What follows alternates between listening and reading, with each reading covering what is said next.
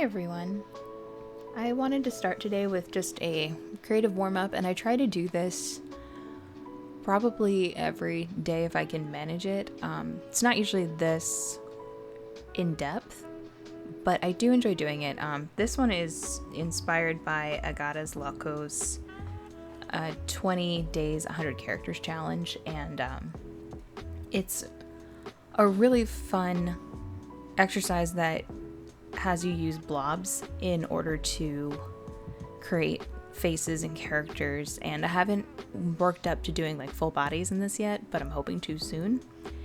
But this has been a really good way for me to take time and just really explore character design and figure out what that sort of looks like for me.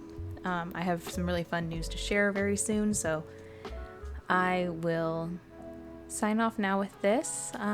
If you want to join the challenge, I'll put a link in the description to Agata's Loco's challenge, as well as a link to download this blob sheet if you want to try making your own.